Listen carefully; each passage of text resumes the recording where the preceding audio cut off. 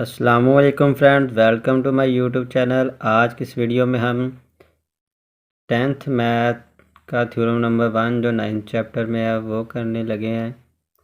तो वीडियो शुरू करने से पहले मेरी सब फ्रेंड्स से रिक्वेस्ट है कि मेरे चैनल को लाइक और सब्सक्राइब लाजमी करें और साथ में बेल आइकन को भी प्रेस कर लें ताकि हर न्यू आने वाली वीडियो आप तक पहुँचती रहे। तो यह थ्योरम 9 चैप्टर का है।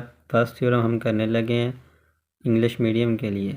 मैं ट्राई करूँगा कि साथ साथ उर्दू में बताता जाऊँ ताकि उर्दू मीडियम वाले भी इसको कर सकें। तो चलिए सबसे पहले स्टेटमेंट पढ़ते हैं। स्टेटमेंट में लिखा है कि one and only one circle can pass through 3 non collinear points. मतलब वो कह रहा है कि अगर हम 3 नॉन क्लिनियर पॉइंट लें तो उसमें सिर्फ एक ही सर्कल पास हो सकता है। नॉन क्लिनियर पॉइंट क्या होते हैं? क्लिनियर पॉइंट होते हैं, फर्ज करो ये एक लाइन है, इसमें 1 पॉइंट 2 पॉइंट 3, अगर तीनों पॉइंट एक ही लाइन में हो तो हम इसके बोलते हैं क्लिनियर पॉइंट। ठीक है, अगर एक पॉइंट इधर हो, एक उधर हो, एक इधर हो तो हम उसको बोलेंगे जो नॉन क्लिनियर पॉइंट्स। सही है। तो इससे पहले मैं आपको सबसे पहले इसकी फिगर समझाता हूँ, इसके साथ फिर हम बाद में इसका आगे डिस्कस करते हैं। ये देखें, हमने एक सर्कल लिया, उसमें से हमने 3 नॉन क्लिनियर पॉइंट लिए, मतलब एक ए, बी और सी। ठीक है, ये हमने पॉइंट लिए हैं। बाद में ए को बी से मिलाया, बी को सी से मिलाया। ठीक है, और बाद में इस पर बाइसेक्टर ड्रा किया। ठीक है, इसको बाइसेक्टर ड्रा किया और जो इसको नुक्ता ओ पे जाके मिलता हो इसी तरह इस पर ड्रा करें। जो एच और के ये भी नुक्ता ओ में से गुजरते हैं। ठीक है, ये एक सेंटर जो ओ बनता है इससे इधर पे मिलते हैं जाके। तो चलिए शुरू करते हैं, साथ में हम थोड़ा सा पता भी चलता जाए। गिवन हमें क्या है, उसने कहा A B C are 3 non collinear points in a plane. ये 3 नॉन क्लिनियर पॉइंट्स हैं, ए बी और सी। ठीक है, इसके बाद प्रूव हमने क्या करना है कि ओनली वन एंड ओनली, ठीक है, कह रहा है सिर्फ can pass through a non collinear points A B C. वो कह रहा है इनमें से सिर्फ एक ही सर्कल गुजर सकता है।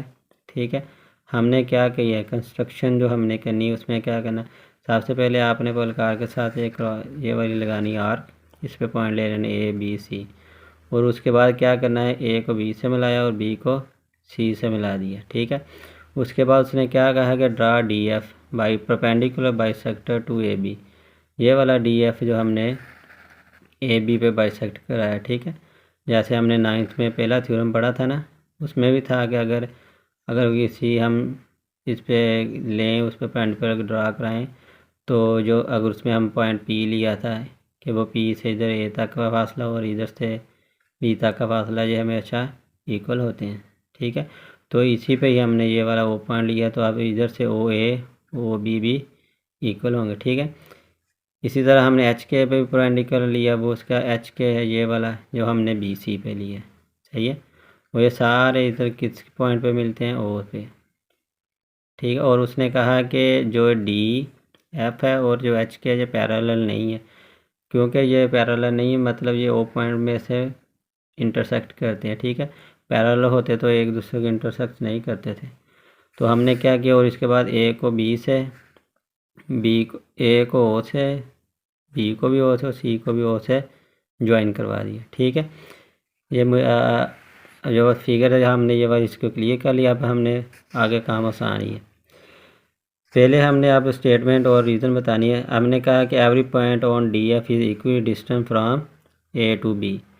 उसने कहा कि जो डी एफ है ना, ये वाला डी एफ ये इक्वली डिस्टेंस पे होगा किससे, क्योंकि ये बाइसेक्टर है ए बी पे। जैसे हम 9th थ्योरम में पढ़ा था कि अगर कोई पॉइंट लें तो उसके इक्वली डिस्टेंस पे होता है, उसी के रूप से हमने ये हमारे पास ये ओ ए और ओ बी। ठीक है, हमने कहा ना क्या लिखा है, every point on D F is equally distance from A M B. Reason क्या बताइए कि डी एफ उसका राइट बाइसेक्टर है टू ए बी। ठीक है, तो इससे हमें क्या पता करा कि ये लाजमी इन पार्टिकुलर ओ ए और ओ बी भी बराबर होंगे, मतलब ये वाले ओ ए और ओ बी भी बराबर होंगे। ठीक है, सिमिलरली हमने जो एच के है वो भी equally distance from B to C. वो क्यों, ये रीज़न वही है कि H K is perpendicular bisector to B C.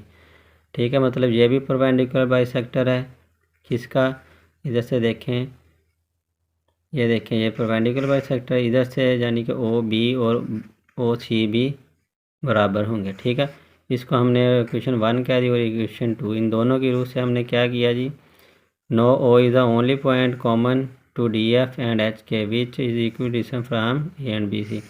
वो कह रहा है कि ओ ही एक ऐसा डिस्टेंस है जो डी एफ और एच के पे इक्वली डिस्टेंस पे है फ्राम ए एंड सी। तो इससे क्या हुआ कि ओ ए, ओ बी और सी तीनों इक्वल डिस्टेंस पे है, ओ ए, ओ बी और सी तीनों इक्वली डिस्टेंस पे है। ये किसकी रूप से है, हमें बताया क्या, ये फ्राम 1 एंड 2। तो इससे हमें क्या पता चला कि अब क्या कहता, however there is no such other point except ओ।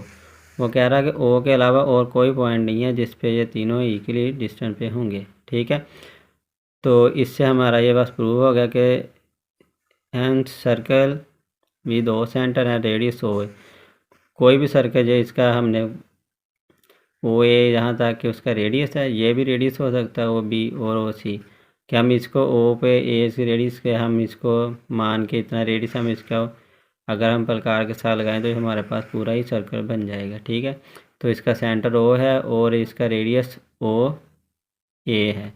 ठीक है, यही उसने बताया कि hence a circle with center O and radius OA will pass through A and BC. Ultimately, there is no one circle which pass through these 3 points A and BC. यही हमारा proof था जो हमने प्रूव करना था। उम्मीद है कि सबको समझ आ गई होगा, किसी को ना समझ आई हो फिर भी वो कमेंट्स में पूछ सकता है। Thank you very much.